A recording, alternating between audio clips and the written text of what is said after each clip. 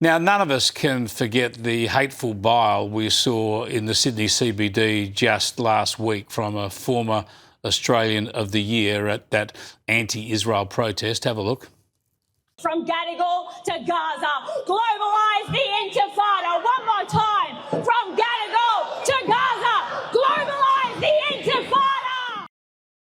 Just terrible and reckless and irresponsible, as I've said many times. My next guest is an Australian whose daughter was killed in the second intifada. Malki Roth was 15 years old in 2001 when a Hamas suicide bomber detonated a device inside a pizza bar in Jerusalem, killing her and 15 other innocent people. Malki's father, Arnold, joins me from Israel now. Arnold, thanks so much for joining us.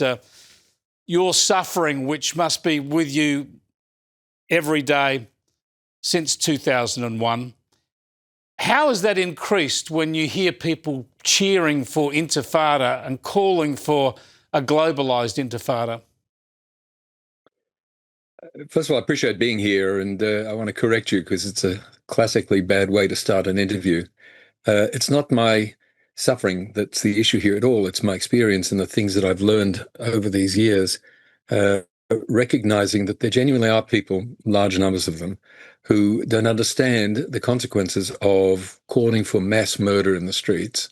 That's what Australia is confronting now. Major movements in the public places, people who have attractive profiles, essentially saying we need to be doing more murder. That's what's missing in our lives. Well, this is the point, right? You understand better than most, obviously, what intifada is, but it's shouted around the world as some sort of cute slogan. In fact, in justifying her remarks, Grace Tame talked about a literal translation of shaking off. But we know what intifada is. It is violence. It is terrorism. We've seen it in Israel in two waves. And it is effectively what Australia saw on Bondi Beach in December, is it not? It is exactly right.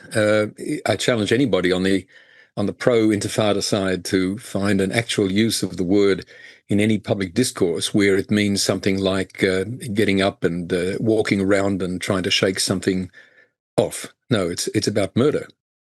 And we've had lots of exposure to acts of intifada-inspired murder here to be completely cured of any illusions about what these people really mean. The fact that you have bright, relatively young public figures in Australia getting up in front of really angry street crowds who are baying for blood and saying, we need more intifada, there is a really serious problem for Australians. And if it's not being dealt with as a really serious problem, the kind of problem that already has taken human lives, then people are asleep at the wheel, and that can't possibly be. Nobody should put up with that. Well, no one should put up with that. There are malicious forces at play here, and there are also, to give some protesters the benefit of the doubt, there must be ignorance there. And that's where, while this is not about your suffering, as you say, but it's where your personal suffering and that of so many other families is relevant, because these protesters need to understand that when you bandy around terms or ideas like intifada, this is not about war between liberation armies and occupiers. This is about innocent lives being taken, young women and children. Couldn't agree more. The key word here is normalise. If you engage in enough acts of normalisation, you're going to completely blur the distinction between some of the worst acts that human beings are capable of doing and ordinary dissent. We're in the midst of that. Australia's not the only place where that battle is being conducted on its streets and in its public squares and in its pizza restaurants. It's one of many. But that doesn't give Australia any easy way out. And there are hard decisions that need to be made. I haven't lived in Australia now for 38 years. I still consider myself Australian and love everything about the Australianness of my family. But I feel terrible for people in Australia watching, essentially powerless, as people making important decisions at the foreign policy level and at the legislative level, being treated to a spectacle where the people calling for murder have their rights, and who are you to be judgmental about this and try to interfere with their ability to communicate to tens of thousands of people on the streets? This is madness. This is a road to disaster. It is. What would you say to Grace Tame if you could sit across the room from her and look her in the eye and understand that she believes she's an activist for the freedom of the Palestinian people? What would you say to her about making that call publicly? I'd like to say something really attractive that you would want to replay later, but I can't. I'm an old fart. She's not going to be interested in anything I say. I'd really like to see people of her generation getting up there and saying, where the hell do you want to lead Australia?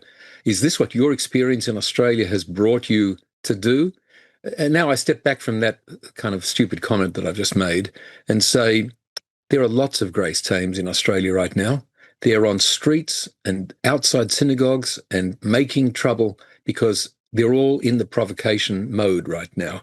Those provocations aren't about getting people irritated. They're about getting people dead. Now, I've had an awful experience. I'm not unique in this, but losing a 15-year-old child to an act of murder where the murderer, I repeat, the murderer, is still free today. She literally is dancing on my child's grave. And if that weren't bad enough, I also have two little girls, 5 and 3, who I babysat for last night, whose Abba, that's Hebrew for daddy, was killed in Gaza as a member of the Israel Defense Forces, not engaged in genocide, but in real battle. And this is the moment where I say those little girls are orphans because Israel could have engaged in a mass act of genocide by just dropping bombs all over the alleys and buildings where he, inside his tank, working with colleagues, was putting his life at risk, and then we lost him.